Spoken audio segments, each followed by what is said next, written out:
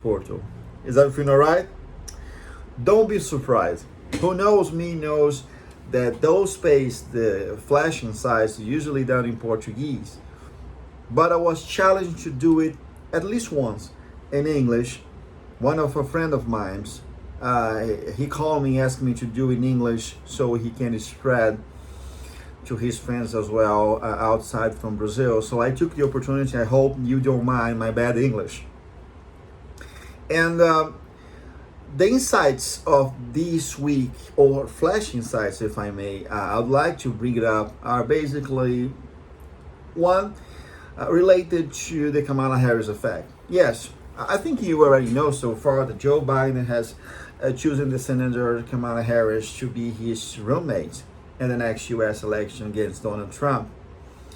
And yesterday, I took the liberty to prepare an article we published in our blog for the portal Insights, telling some aspects about what does it means the Kamala Harris coming to the Democratic ticket in 2020 for the energy sector, not only in America but globally.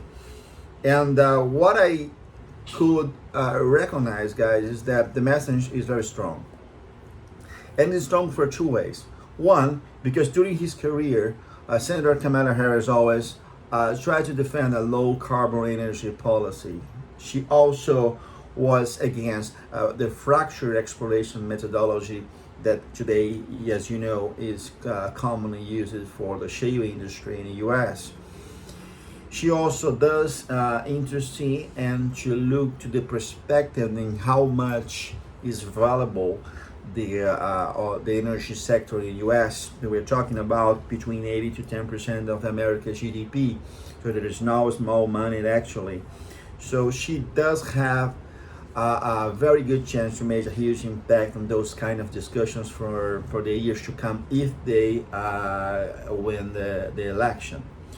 But globally, also a trending, because we are all talking about the transition. We are seeing for more than 2 months, oil majors make change, establishing targets around the next 10 years to decarbonize, if I may, their economies and the way they do business in the English industry, in the energy English, I'm sorry. So it is I think reasonable to assume that we are in the middle of a great transition.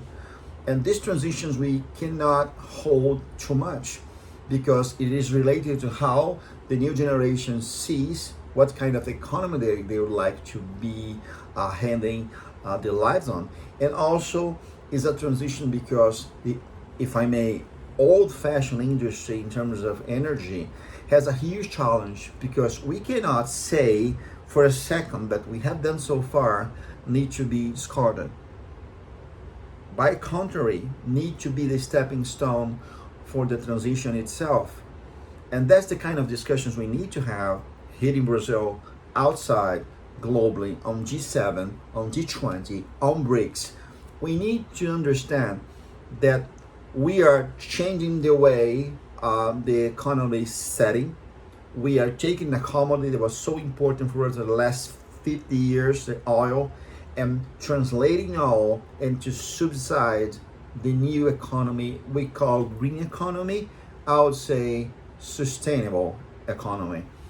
And it is coming. Doesn't matter what you think, it is coming.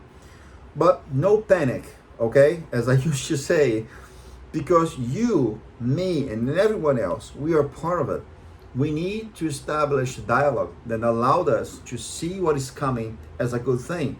Otherwise, we're gonna spend a lot of time, and I would say a lot of money, that in the end of the day will not serve anyone purpose. So this is the most important thing of the week. We saw something also in the Brazilian government, because this month is very important. Man, the government needs to send to the Congress the proposal for the budget of 2021, and with the pandemic and our public spending going above the GDP in Brazil, perhaps close to 100%, we are reaching a never before waters.